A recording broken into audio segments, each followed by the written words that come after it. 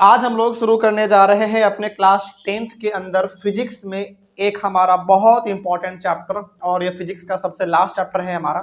Chapter का नाम है magnetic effects of electric current. चलिए इस चैप्टर को हम लोग आज शुरू करने जा रहे हैं, और जैसा कि आपके बुक में है ये फिजिक्स का आपका सबसे लास्ट वाला चैप्टर है। इसके पहले हम लोगों ने लाइट के बारे में पढ़ा, human I and the colourful world के बारे में पढ़ा, उसके बाद फिर आपने इलेक्ट्रिसिटी के बारे में भी पढ़ लिया। इलेक्ट्रिसिटी पढ़ने के बाद हमारा फिजिक्स में जो सबसे लास्ट चैप्टर बच रहा है वो है आपका यही वाला magnetic effects of electric current. तो इसको हम लोग आज शुरू करने जा रहे हैं, और बहुत ही बेहतरीन तरीके से हम लोग इसको भी खत्म कर लेंगे जिस तरीके से हम लोगों ने बाकी सारे चैप्टर को खत्म किया है। ठीक है, हाँ, इस चैप्टर का कुछ खास बातें आपको हम बता देते हैं इसमें जो इंपॉर्टेंट है। सबसे पहली बात इसमें इंपॉर्टेंट तो ये है कि इसमें ना 2-3 टॉपिक आपका हटा दिया गया है, यानी कि जिसके पास नया वाला एनसीईआरटी का बुक होगा उनके पास बिल्कुल सही है, जिसके पास पुराना वाला बुक एनसीईआरटी का है उसमें भी सेम चीज है, बस जब हम उस टॉपिक पे पहुंचेंगे तो आपको बता देंगे कि ये वाला आपको पढ़ना नहीं है। जैसे इलेक्ट्रिक जनरेटर है, मोटर है, ये सब आपको नहीं पढ़ना है, तो आपको इसमें हम पढ़ाएंगे भी नहीं क्योंकि वो सिलेबस से हटा दिया गया है। ठीक है, वो पढ़ने का भी कोई फायदा नहीं है। आगे बढ़ते हैं। तो चैप्टर का नाम आपका हो गया magnetic effects of electric current. अच्छा हाँ, इसमें एक बात हम आपको और बता देना चाहते हैं जो कि बहुत इंपॉर्टेंट है।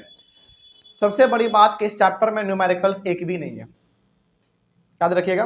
चूंकि न्यूमेरिकल नहीं है तो फॉर्मूला भी नहीं है, और सबसे ज्यादा जो सर दर्द आप लोगों को होता है फिजिक्स में वो न्यूमेरिकल में ही होता है। तो सबसे बड़ी बात इसमें आपके लिए ये है कि इसमें फॉर्मूला भी नहीं है एक भी, और इसमें एक भी आपका न्यूमेरिकल भी नहीं है।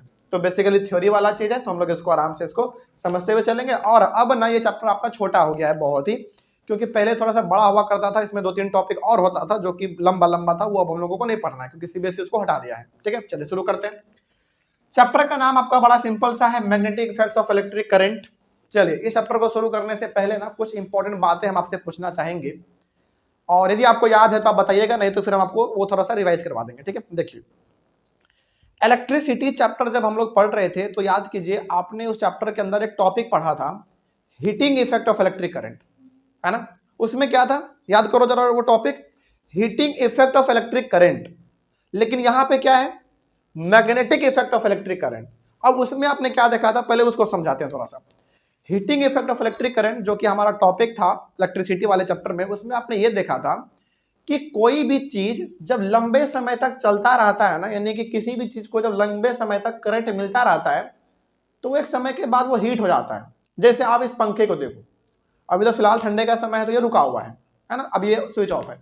लेकिन जब हम इसको लगातार 3 से 4 घंटे चला लेते हैं, 3 से 4 घंटे चलाने का मतलब इसको लगातार इलेक्ट्रिसिटी मिल रहा है, और उसके बाद आप इसके नीचे वाला हिस्से को ऐसे टच करके देखोगे ना तो ये पूरा हीट हो जाता है। वही हमारा कहलाता है heating effect of electric current. यानी कि इलेक्ट्रिक करंट के वजह से ये हमारा जो फैन है ये हीट हो गया।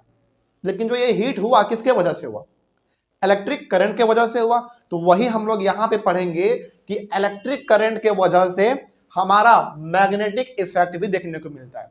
जैसे इलेक्ट्रिक करंट से आपका ये हीट हो गया तो आपको हीटिंग इफेक्ट देखने को मिला, उसी प्रकार से हम लोग इलेक्ट्रिक करंट से मैग्नेट के बारे में भी पढ़ेंगे, यानी कि इलेक्ट्रिक करंट के थ्रू मैग्नेटिक इफेक्ट भी प्रोड्यूस होगा। यही हम लोगों को इस चैप्टर में पढ़ना है। तो इस पूरे चैप्टर में जो हमारा 2 बात आपको ध्यान में रखना है हम लोगों को, वो ये कि पूरे के पूरे चैप्टर में 2 ही चीजों के ऊपर बात होने वाला है।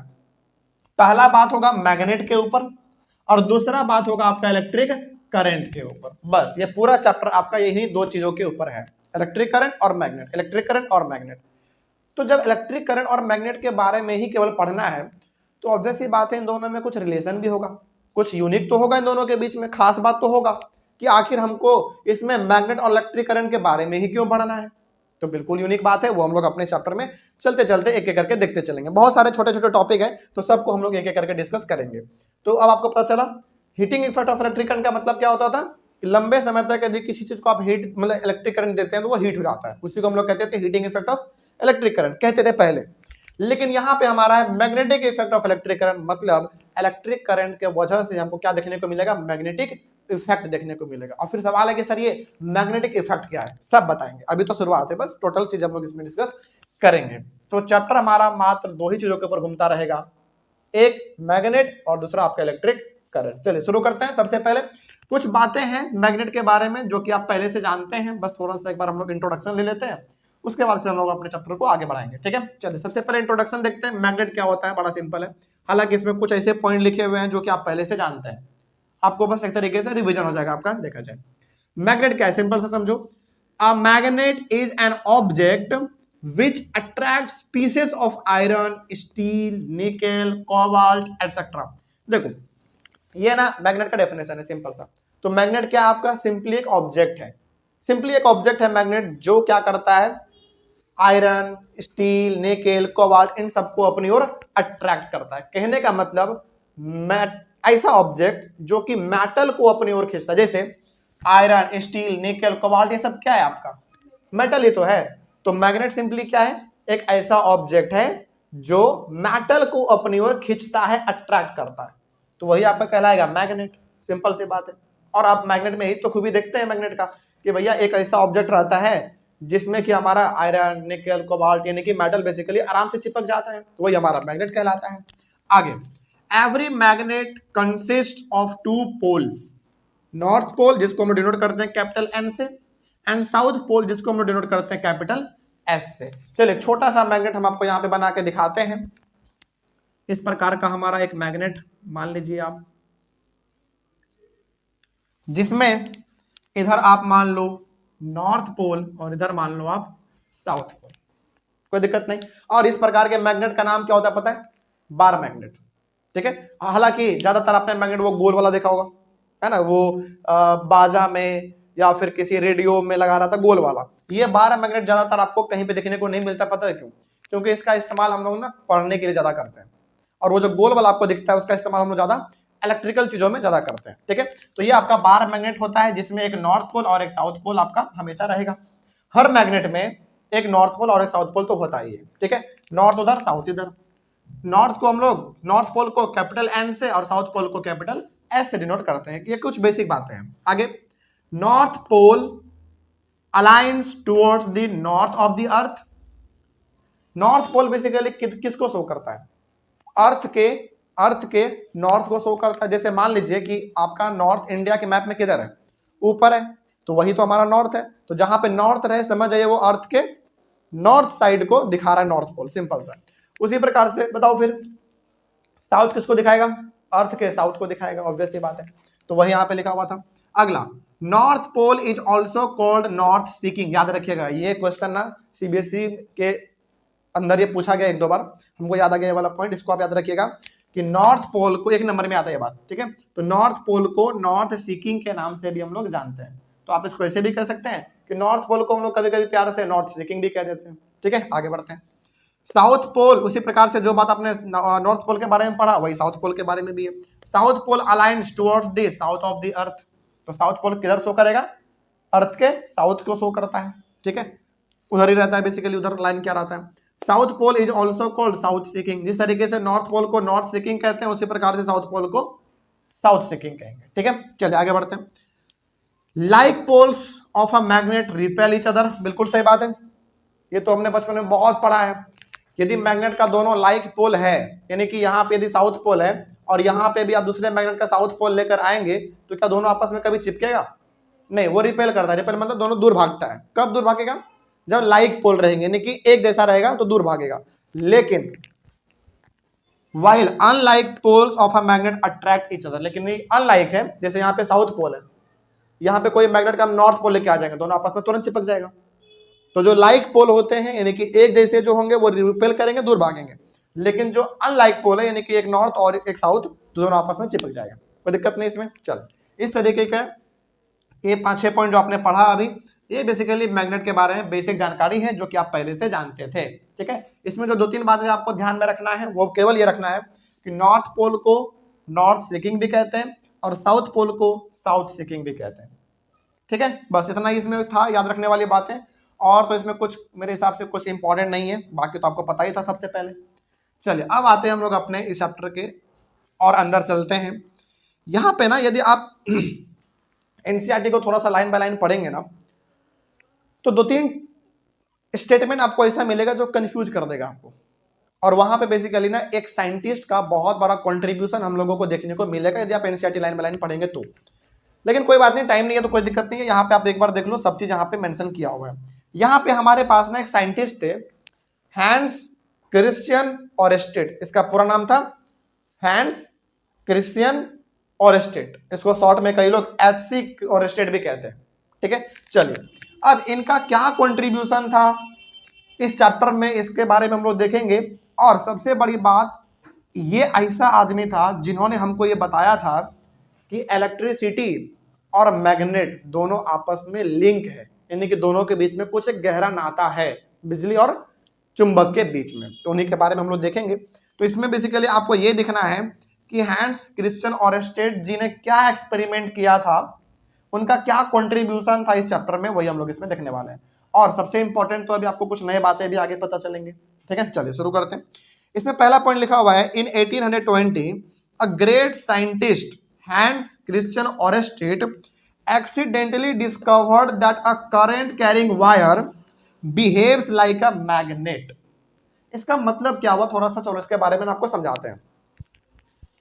मतलब हमारे पास ना ये चीज जो हम लोग आज पढ़ने जा रहे हैं, ये इस चीज का खोज ना कोई आदमी जानबूझ के नहीं किया था कि हाँ हम बैठ रहे हैं और इसका हम खोज करने जा रहे हैं। जैसे होता है ना कि हम लोग कोई पहले काम करने से पहले दिमाग में सोच लेते हैं कि हाँ हमको आज ये काम करना है, लेकिन इन्होंने ना हैंस क्रिश्चियन ऑरेस्टेड जी ने ये जो एक्सपेरिमेंट हम लोगों को दिया, जो हम लोग अभी आगे पढ़ेंगे भी, इन्होंने ये जानबूझ के, मतलब ऐसा नहीं था कि हाँ हम बैठे अब इसके बारे में खोज करेंगे, ऐसा नहीं।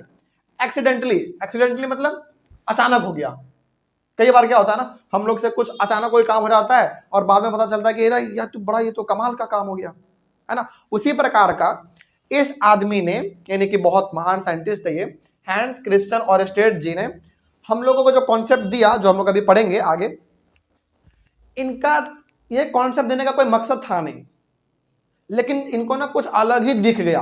अचानक इनके साथ कुछ घटना घट गया, इनको लगा ना ये तो बड़ा कमाल का चीज हो गया, पूरी दुनिया के सामने जाना चाहिए ये चीज, बस हमारे सामने आज आ गया जो हम लोग आज पढ़ रहे हैं। फिर सवाल है कि सर आखिर इन्होंने क्या एक्सपेरिमेंट किया था, चलो उसके बारे में भी हम लोग यहाँ पे देखेंगे। तो कहाँ गया मार्कर, हाँ, तो याद रखेंगे कि जो हम लोग अभी कॉन्सेप्ट पढ़ने जा रहे हैं वो किनके द्वारा दिया गया था, हैंस क्रिश्चियन ऑरेस्टेड जी के द्वारा दिया गया था। लेकिन क्या इस कॉन्सेप्ट को देने के पीछे इनका कोई मकसद था क्या? कोई मकसद नहीं था, इन्होंने बस अपना कुछ कर रहे होंगे और एक्सीडेंटली इन्होंने खोज दिया इस चीज को, उनको अच्छा लगा और पहली बार इतिहास में हो रहा था वो बात, तो इनको लगा ना चलो कोई बात नहीं, लोगों के सामने चीज जाना चाहिए, ठीक है। चलिए आगे बढ़ते हैं। तो accidentally discovered that a current carrying wire behaves like a magnet. इन्होंने क्या बताया, जरा सोचो, बहुत ध्यान से समझना। इन्होंने बताया ना कि एक ऐसा वायर जिससे करंट फ्लो कर रहा है, वो एक तरीके से मैग्नेट के जैसा बिहेव करेगा। जैसे मान लीजिए, चलिए सपोज कीजिए आप, ये हमारा वायर है, वायर मतलब तार है, जैसे आपके घर में लगे रहते हैं तार, उसी प्रकार का वायर है, और इससे ना करंट फ्लो कर रहा है, इससे करंट हमारे इधर से इधर जा रहा है। तो सिंपली हम लोग अभी क्या जानेंगे, अभी तो यही जानेंगे ना कि यार एक सिंपल सा वायर है और करंट पास कर रहा है, सिंपल सा बस। लेकिन इन्होंने बताया ना, ये वायर तो है, करंट भी पास कर रहा है, लेकिन ये अपने आप में अब ये बन चुका है एक मैग्नेट, यानी कि चुंबक बन चुका है। अब फिर सवाल है कि सर जो खासियत चुंबक में होता है, क्या वही खासियत इसके पास होगा? बिल्कुल होगा, क्योंकि चुंबक अब है ये, तो चुंबक के जैसा ही ये मेटल को अट्रैक्ट करेगा, बिल्कुल। अब इसको हम लोग कैसे देखेंगे कि उन्होंने जो कहा वो सही कहा कि गलत? अब आइए आप अगले वाले पॉइंट पे, आपको समझ में आएगा क्या था। देखो, he discovered that a compass needle, compass needle समझते हैं कॉम्पास क्या होता है? आपने देखा होगा, अभी तक के जीवन में आपने तो देख ही लिया होगा कॉम्पास क्या होता है। सिंपल, हालांकि मेरे पास अभी तो नहीं है, लेकिन हालांकि उसका साइज थोड़ा बड़ा भी होता है, छोटा भी होता है। उसमें ना एक सुई होता है, सुई मतलब एक निडल होता है, कांटा होता है, जिसमें एक नॉर्थ पोल और एक साउथ पोल और एक ईस्ट और एक वेस्ट उसमें लिखा रहता है। जिधर जैसे जैसे आप उसको हाथ में लेके ऐसे घूमेंगे ना, वो निडल भी ऐसे ऐसे डिफ्लेक्ट करता रहता है, आपने देखा होगा वो चीज। तो इन्होंने क्या देखा, इन्होंने देखा ना कि he discovered that a compass needle gets deflected when the compass is placed near the current carrying wire। और यहां पे आपको थोड़ा सा ये ध्यान में रखना है कि वो जो कॉम्पास में, आप इसको ऐसे समझो कि हमारा कॉम्पास ही है, ये कॉम्पास है, ये नॉर्थ होता है, ये साउथ होता है, ये ईस्ट होता है और ये आपका वेस्ट होता है, ठीक है। चलो आप चाहो तो आप यहाँ पे लिख भी लो कि ये आपका ईस्ट है और ये आपका वेस्ट है, और इसी प्रकार का एक नीडल रहता है उसमें, है ना। और ये एक्चुअली में निडल ना अपने आप में एक बार मैग्नेट होता है। क्या समझना आपको, ये एक निडल, ये जो है आपका अपने आप में एक मैग्नेट है। कौन सा मैग्नेट है? बार मैग्नेट है। तो ऑब्वियस ये बात है, यदि वो निडल हमारा मैग्नेट है तो उसके पास भी एक नॉर्थ पोल होगा और एक साउथ पोल होगा जी, इस तरीके का। बिल्कुल सही।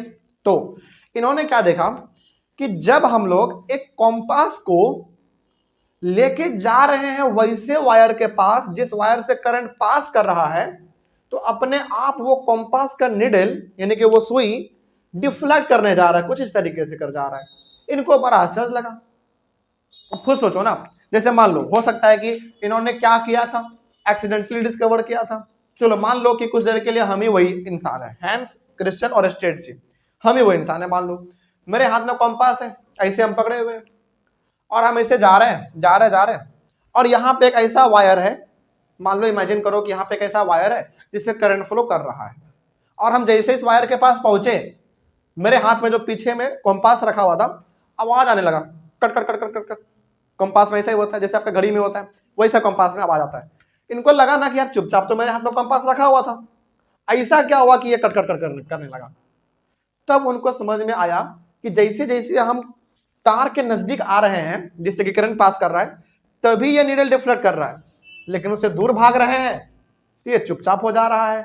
इनको ना कुछ अजीब लगा, इनको ऐसा लगा कि ऐसा इस वायर में क्या है यार, करंट ही तो केवल फ्लो कर रहा है, केवल करंट है, ऐसा इसमें क्या है कि जैसे उसके पास हम कंपास को लेके जा रहे हैं वैसे वो डिफ्लेक्ट करने लग जा रहा है, ऐसा क्या है इसमें।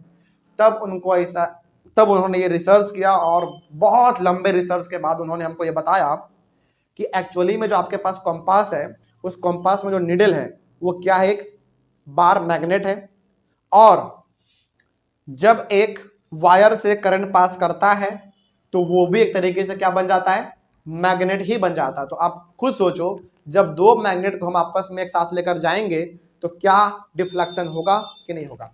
बिल्कुल होगा। हम लोग बचपन में भी क्या करते थे, एक हाथ में एक चुंबक पकड़ते थे और दूसरे हाथ में दूसरा चुंबक पकड़ते थे, दोनों को आपस में लेके आते थे। यदि दोनों अनलाइक पोल है, यानी कि इसका नॉर्थ है इसका साउथ है, तो चिपक जाता था।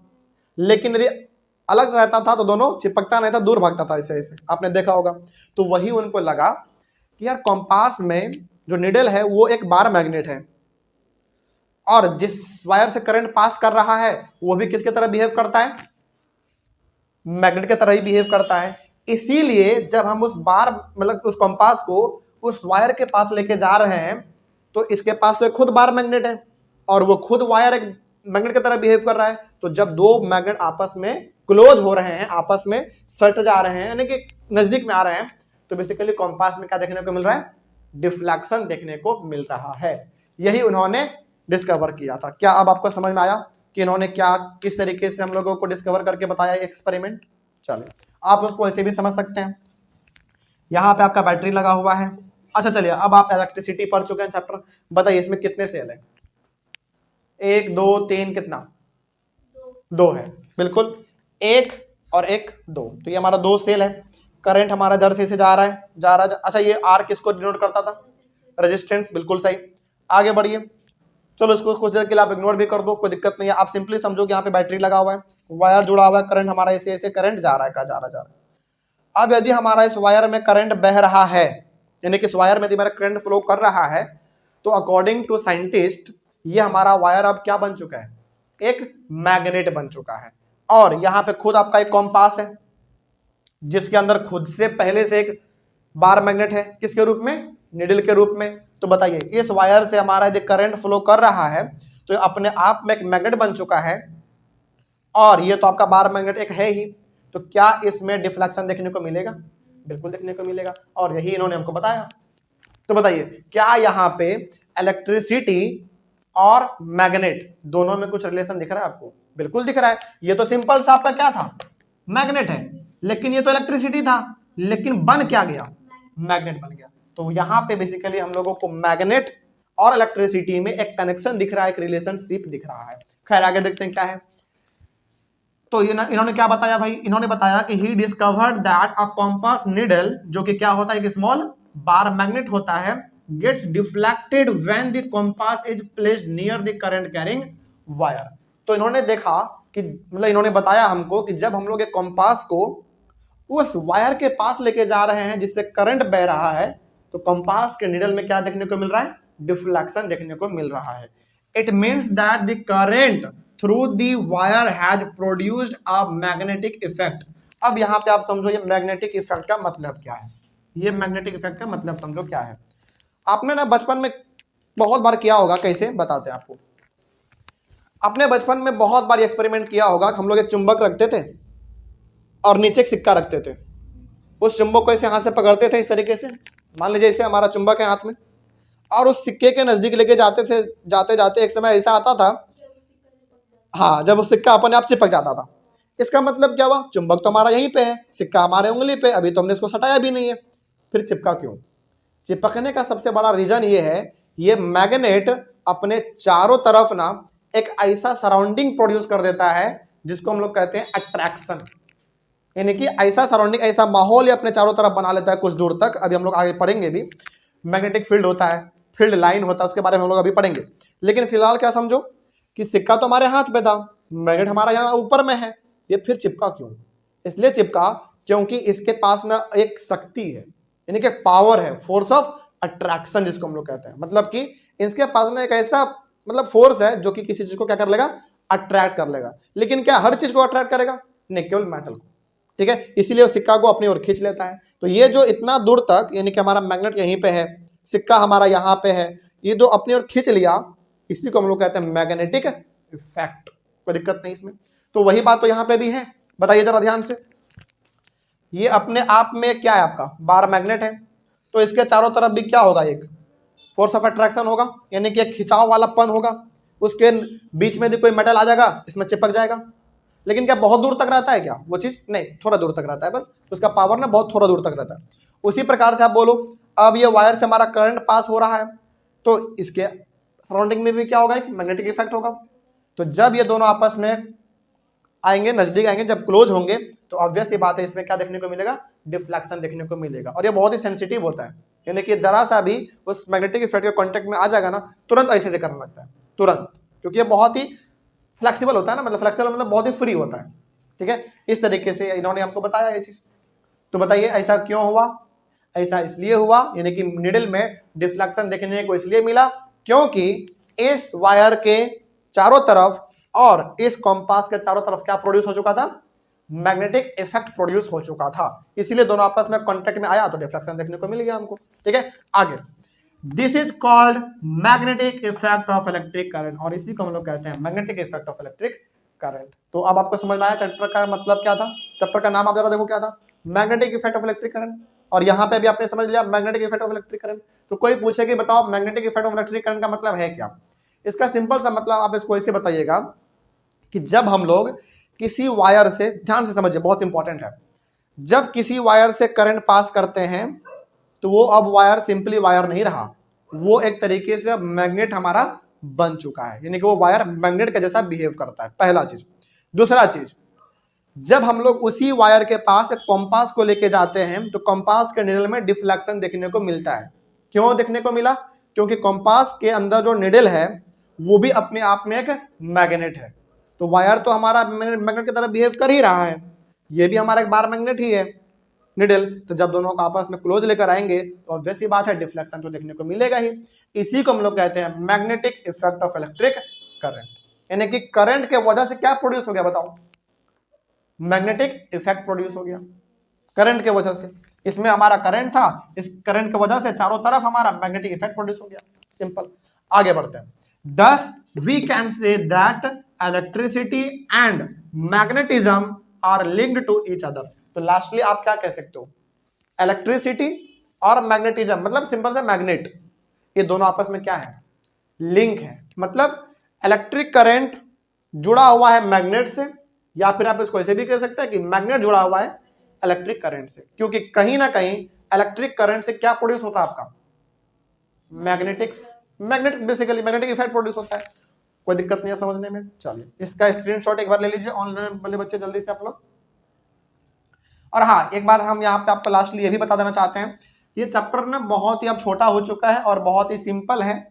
तो इसमें कोई फॉर्मूला भी नहीं है, कोई न्यूमेरिकल भी नहीं है, तो बस इसको, इसमें थ्योरी ज़्यादा है तो थियोरी आप इसको आराम से समझते चलिएगा, आपका चैप्टर ये बहुत आसान हो जाएगा, ठीक है। और फिजिक्स में सबसे आसान चैप्टर आपका यही है, ठीक है। चलिए इसको इसका स्क्रीनशॉट ले लीजिए और ये वाला डायग्राम आप इतना लिखने के बाद वो लास्ट में बना लीजिएगा, बहुत इंपॉर्टेंट है। ये डायग्राम आपके बुक में भी दिया हुआ है। तो क्या समझ में आ गया? टोटल इंपॉर्टेंट था ये। चलिए अगले वाले क्लास में हम डिस्कस करेंगे मैग्नेटिक फील्ड के टॉपिक के बारे में, वो भी हमारा इंपॉर्टेंट टॉपिक है। तो आज की क्लास में आपने क्या समझा, 2-3 मिनट के अंदर फटाक से रिवाइज करते हैं, बहुत इंपॉर्टेंट है, समझिए। हम ये चाहते हैं कि ये चैप्टर खास करके आप यहीं पे खत्म कर लो क्लास में, बहुत इंपॉर्टेंट है, बड़ा सिंपल भी है। पहला बात इसमें जो आपको ध्यान में ये रखना है कि पहला तो ये कि मैग्नेट एक बार रिवाइज कर लेते हैं पूरा, बहुत ध्यान से समझो, एकदम रिवाइज करते चलो और खत्म करते चलो। ऐसा नहीं कि घर पे जा रहे फिर से पढ़ रहे हैं, नहीं, यहीं पे खत्म कर दो, क्योंकि अब चैप्टर बहुत आसान हो चुका है। पहले मान सकते थे क्योंकि 2-3 टॉपिक इसमें पहले हार्ड हुआ करता था, लेकिन अब बहुत आसान है। सिंपली मैग्नेट का सिंपल सा मतलब है एक ऐसा ऑब्जेक्ट जो मेटल को अपनी ओर अट्रैक्ट करे, वही मैग्नेट कहलाएगा। सिंपल। मैग्नेट के पास 2 पोल होते हैं, एक नॉर्थ पोल और एक साउथ पोल। नॉर्थ पोल को नॉर्थ सीकिंग के नाम से भी जानते हैं और साउथ पोल को साउथ सीकिंग के नाम से भी जानते हैं। और ये तो बचपन से हम लोग पढ़ रहे हैं, लाइक पोल रहेगा तो रिपेल करेगा, बिल्कुल, अनलाइक रहेगा तो अट्रैक्ट कर जाएगा, ये तुम लोग जानते हैं। अब इसमें सिंपली ये है, मतलब आपसे यदि कोई पूछे या फिर एग्जाम में भी आ जाए कि बताओ कि हैंस क्रिश्चियन और स्टेट जी ने किस तरीके से इलेक्ट्रिसिटी और मैग्नेटिज्म को आपस में लिंक बताया है।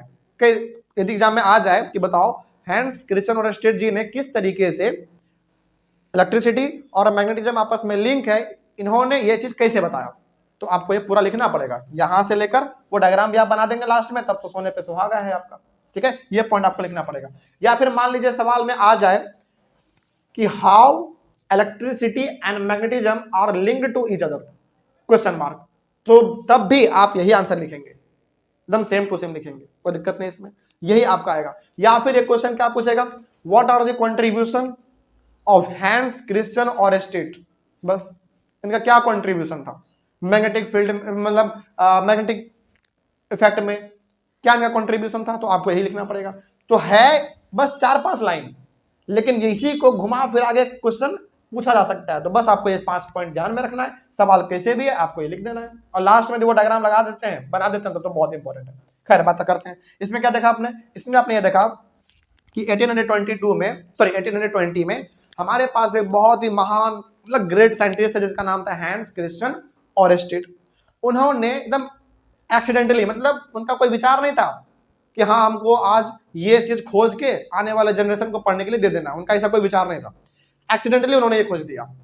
जब इनको लगा कि यार ये तो बड़ा कुछ अलग हो गया, तब जाके इन्होंने उसके बारे में और रिसर्च किया, फिर हमारे सामने उसको प्रस्तुत कर दिया, जो कि हम लोग आज पढ़ रहे हैं, आने वाला जनरेशन भी पढ़ेगा आगे, ठीक है। तो इन्होंने कैसे किया, सिंपली आप इसको ऐसे समझो कि उसके हाथ में कंपास था, घूम रहे होंगे रूम में, और अचानक कहां पहुंच गए एक जगह पे, वहां पे जहां पे एक वायर था और उससे करंट पास कर रहा था। जैसे वो वहां पे गए, उनके हाथ में जो कंपास था उसमें ना टिक टिक टिक टिक आवाज आने लगा।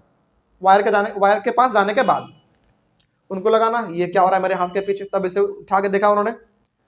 फिर उन्होंने देखा कि जैसे जैसे वायर के नजदीक आ रहे हैं तभी इसमें डिफ्लेक्शन दिख रहा है, दूर जा रहे हैं डिफ्लेक्शन बंद हो जा रहा है।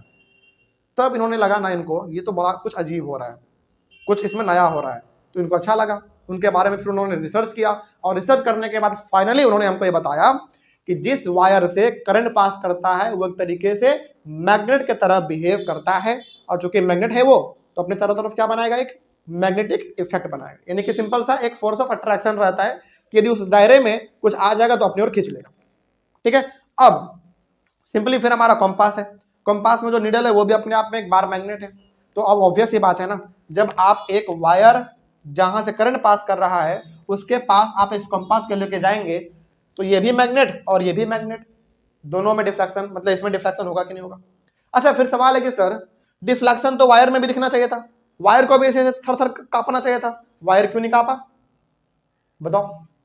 क्योंकि देखो इसमें ज्यादा सेंसिटिव कौन है, वायर या कंपास, कंपास ज्यादा सेंसिटिव है, इसलिए उन्होंने इस चीज को ऑब्जर्व किया और उसमें डिफ्लेक्शन दिख गया, कोई दिक्कत नहीं इसमें। और इस तरीके से इन्होंने करके हमको बता दिया।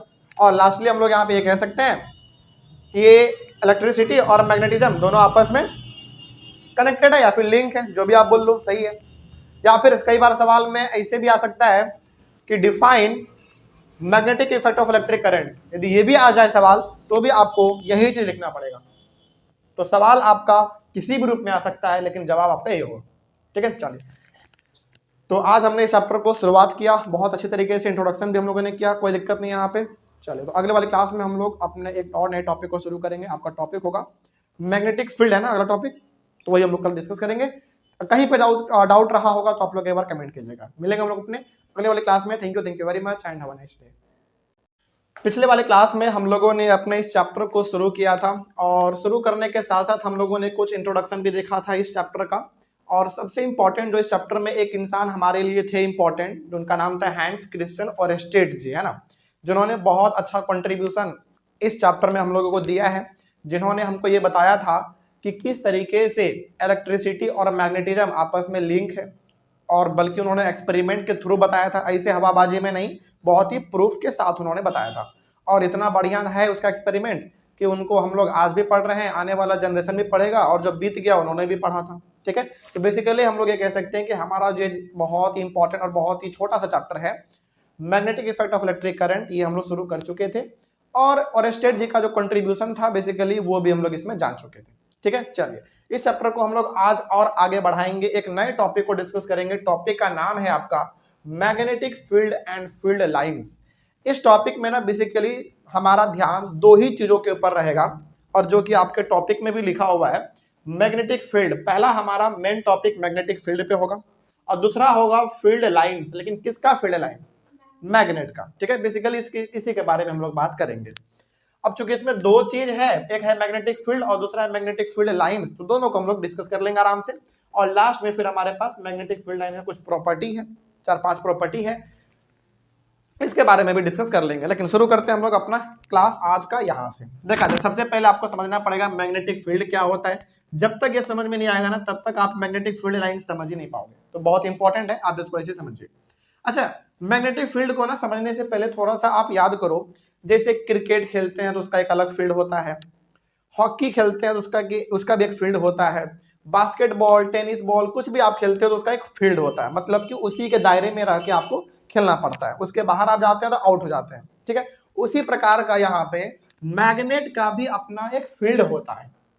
मैग्नेट का भी अपना एक फील्ड होता है। इसका सिंपल सा मतलब आप ये समझो कि जहां पे आप मैग्नेट रख दो, वो ना अपने कुछ दूर तक अपना फोर्स लगाता रहता है, और उस बीच में यदि जरा सा भी हमारा कोई मेटल वाला बॉडी आ गया, उसको अपनी ओर फटाक से खींच भी लेता है। आपने ऐसा गौर भी किया होगा। ठीक है, अब ये काम कैसे करता है, थोड़ा सा उसके बारे में देखा जाए कि आखिर मैग्नेटिक फील्ड होता क्या है। बहुत इंपॉर्टेंट समझिए, the region surrounding a magnet in which the force of magnet can be detected is said to have a magnetic field।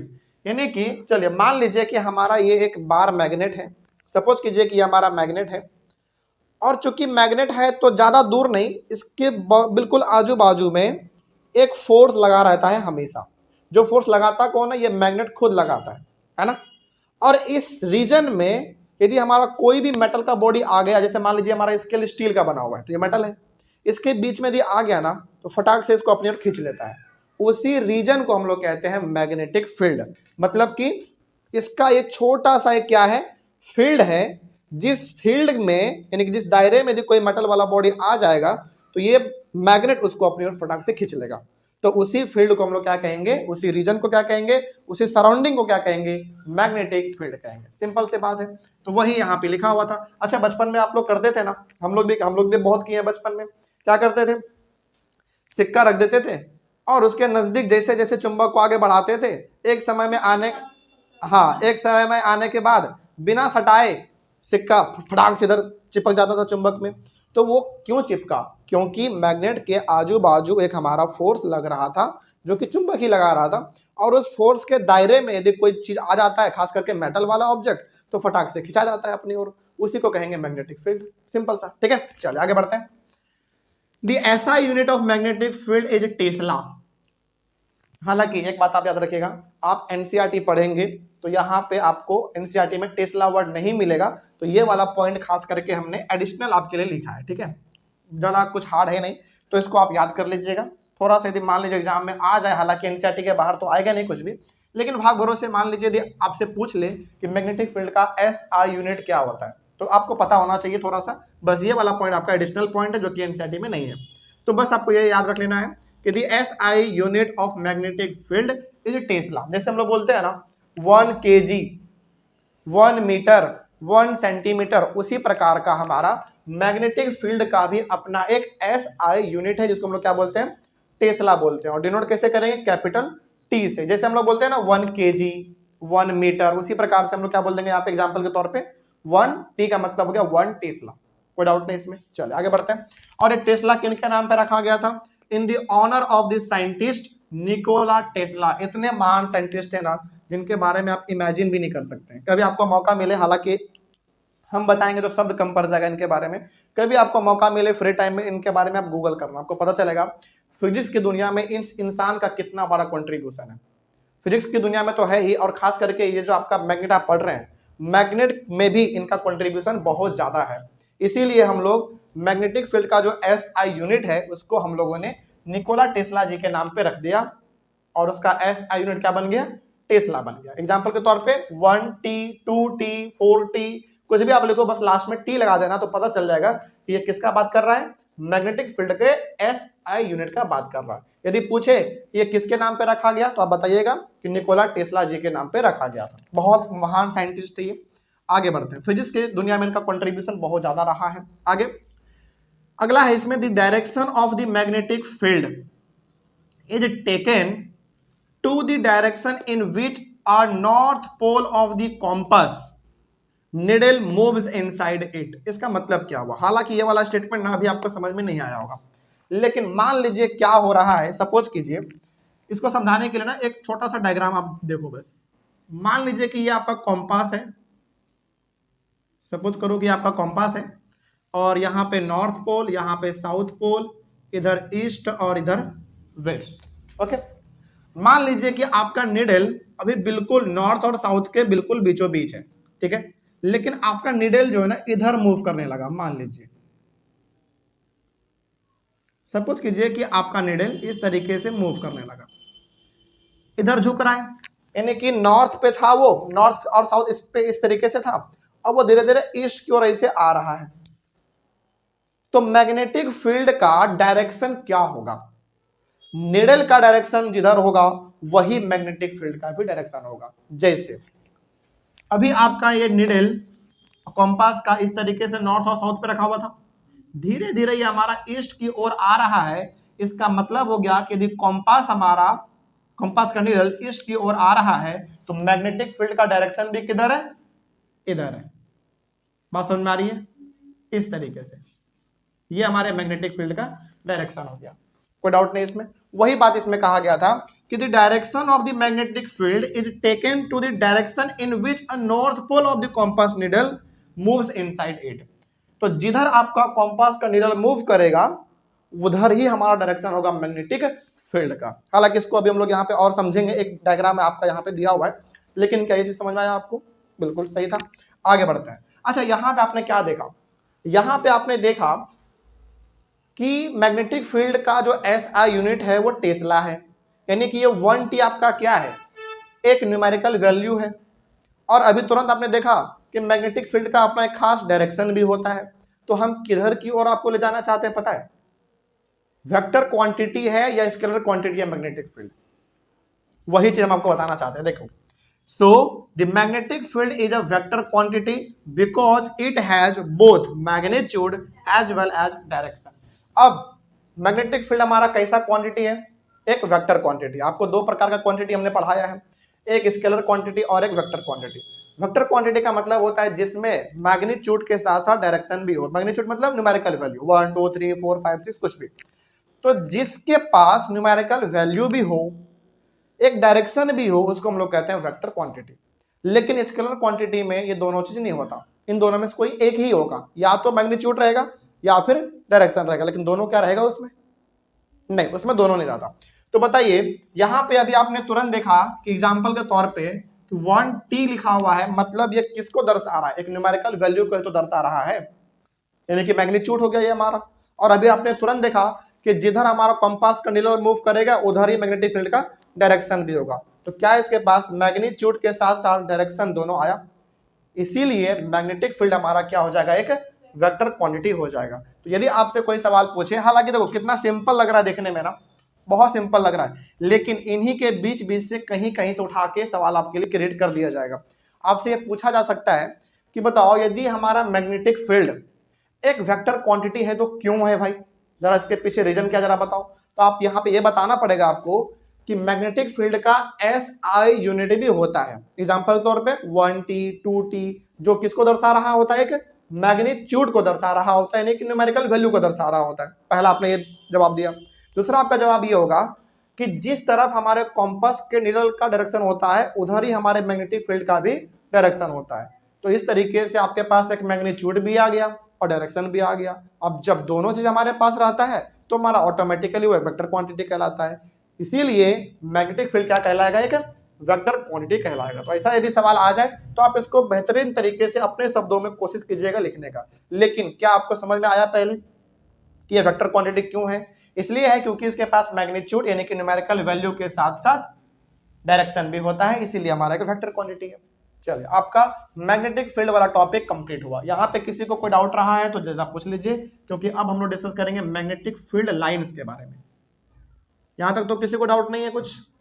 चलिए आगे बढ़ते हैं फिर। तो सिंपली आपने मैग्नेटिक फील्ड में क्या देखा? मैग्नेटिक फील्ड का सिंपली आप मतलब ये समझना कि इमेजिन कर लेना कि एक मैग्नेट रहेगा और मैग्नेट के चारों तरफ, ज्यादा दूर तक नहीं, कम ही दूर तक मैग्नेट के चारों तरफ क्या रहता है, एक फोर्स रहता है। जिस दायरे में यदि कोई मेटल बॉडी आ जाता है तो वो अपनी ओर ऑटोमेटिक खींचा जाता है मैग्नेट की ओर। तो उसी दायरे को, उसी सराउंडिंग को हम लोग क्या कहते हैं, मैग्नेटिक फील्ड कहते हैं। कोई डाउट नहीं इसमें? चलो आगे बढ़ते हैं फिर। अगला है आपका मैग्नेटिक फील्ड लाइंस। अब ये क्या होता है जरा इसके बारे में भी देख लो। देखो इसमें एक ही लाइन है और इसी से आप पूरा समझ जाओगे। An imaginary line which represents magnetic field around a magnet are called magnetic field lines. ये जो मैग्नेटिक फील्ड लाइन है ना, ये एक्चुअली में एक इमेजिनरी लाइन है। हकीकत में ये होता नहीं है। जैसे हम लोग बोलते हैं ना कि हमारा धरती जो है यानी कि अर्थ जो है उसके बीचों बीच से एक जो लाइन गुजरता है उसको हम लोग कहते हैं इक्वेटर, और वे हमारे धरती को दो इक्वल पार्ट में डिवाइड कर देता है। लेकिन क्या एक्चुअली में कुछ ऐसा इक्वेटर जैसा होता है क्या?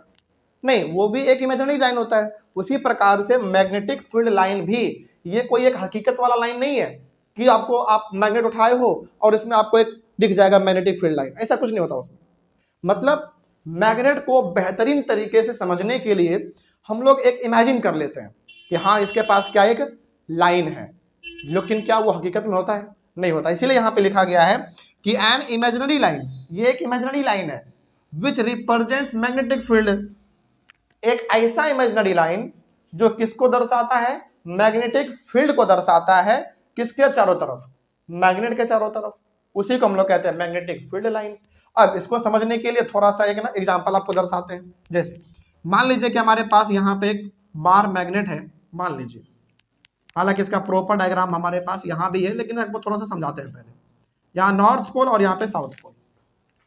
अब चूंकि हमारा ये क्या एक बार मैग्नेट है तो इसके यहाँ पे आजू बाजू में क्या होगा, एक फोर्स लग रहा होगा जिसको हम लोग मैग्नेटिक फील्ड कह देंगे।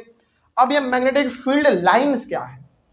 कहने का मतलब यहाँ पे ये है कि यदि आप मैग्नेटिक फील्ड को एक लाइन से यदि शो कर देते हैं ना, वही आपका मैग्नेटिक फील्ड लाइन कहलाएगा। जैसे मान लीजिए, सपोज करो इस तरीके से, ये क्या है आपका, बताओ जरा। ये आपका मैग्नेटिक, बताते हैं एक मिनट, मैग्नेटिक फील्ड लाइंस है सिंपली। थोड़ा सा इसको आप और करना चाहे तो इस तरीके से भी कर सकते हैं।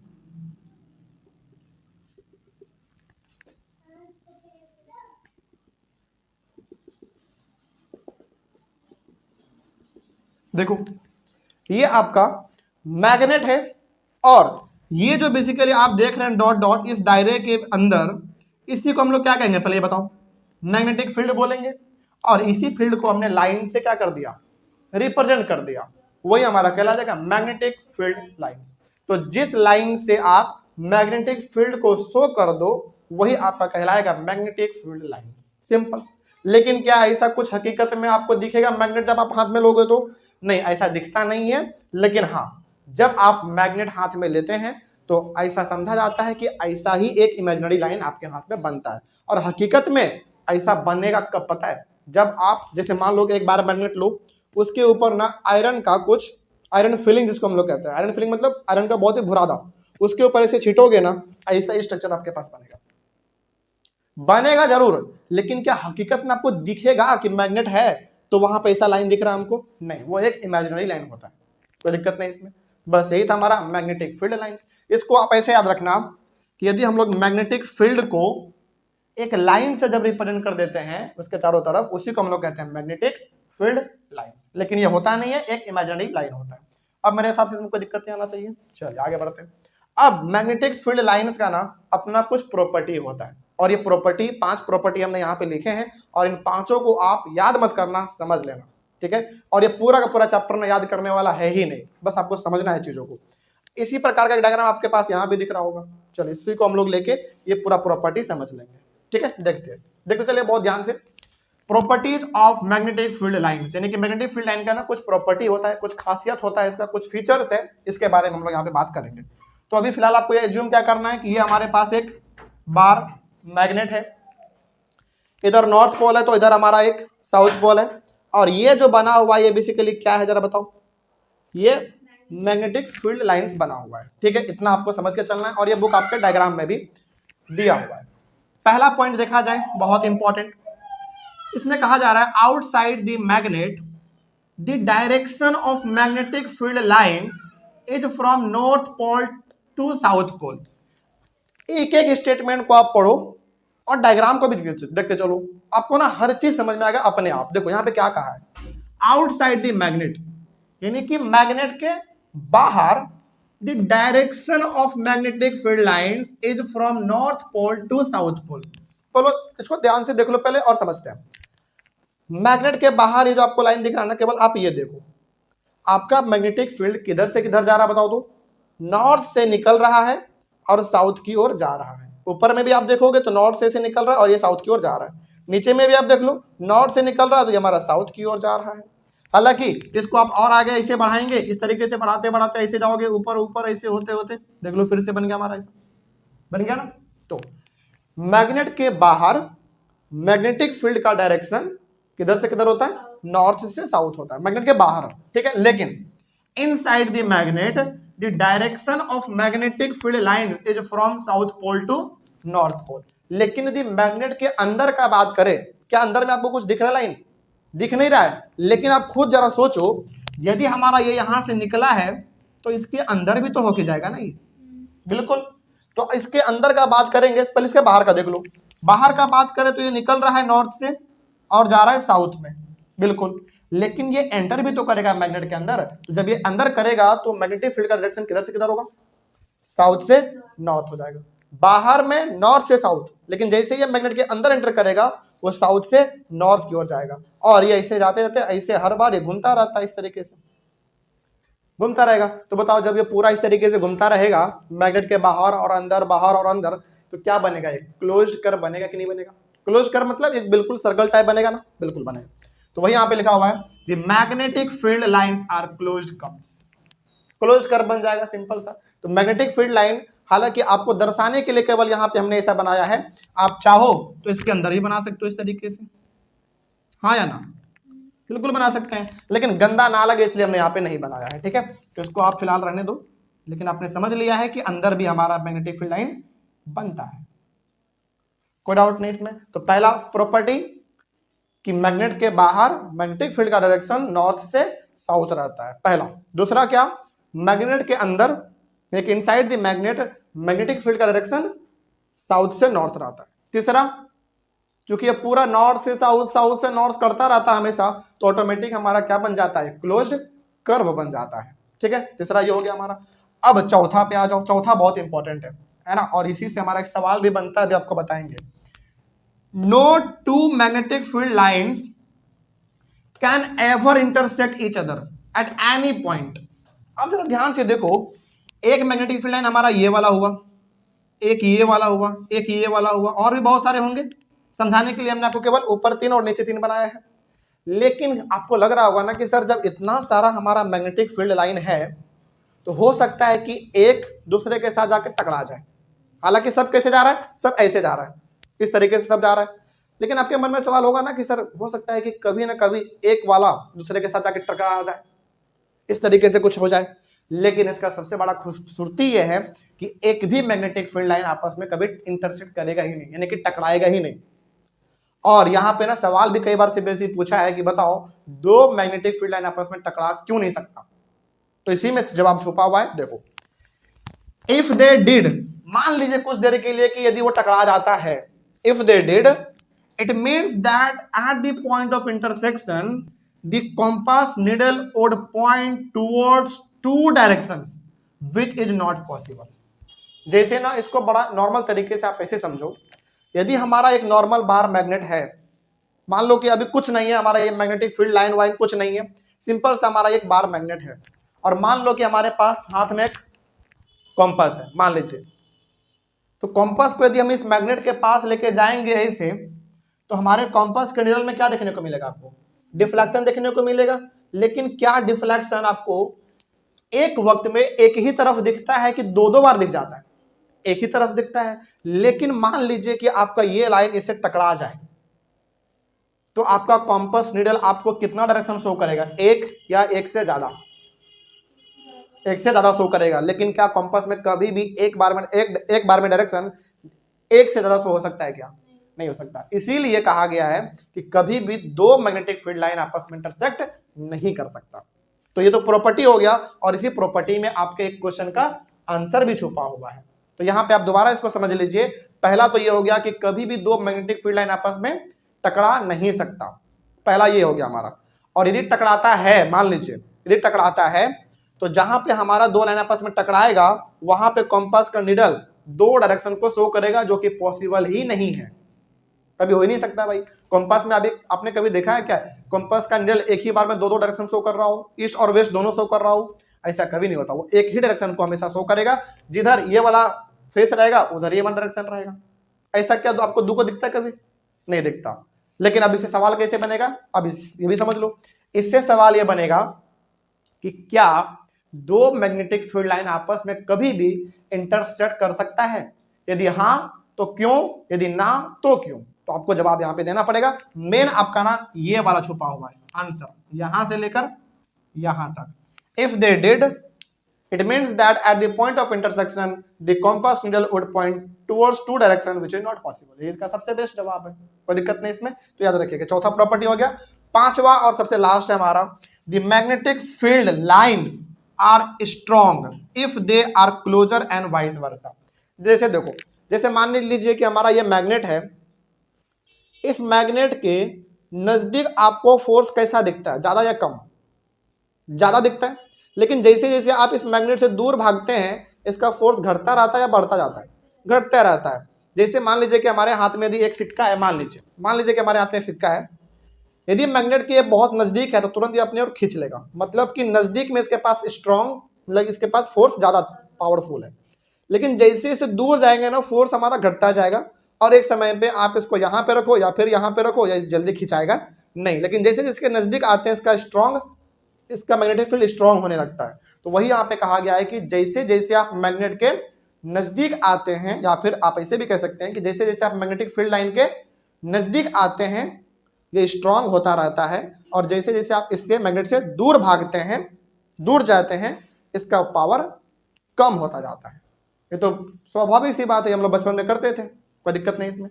चले, ये 5 प्रॉपर्टी आपको याद रखना है मैग्नेटिक फील्ड लाइंस का। और जब भी थोड़ा प्रॉपर्टी के बारे में बात हो एग्जाम में, मान लीजिए आ जाए, तो आप कोशिश कीजिएगा कि ये डायग्राम बना दिया जाए। ठीक है, डायग्राम से ना बहुत कुछ समझ में आराम से आ जाता है, कोई डाउट नहीं है इसमें। तो पहला एक बार ये बहुत इंपॉर्टेंट है, इसलिए हम चाहेंगे कि आप इसको एक बार फिर से पढ़ो, फिर से रिवाइज कर लो फटाक से।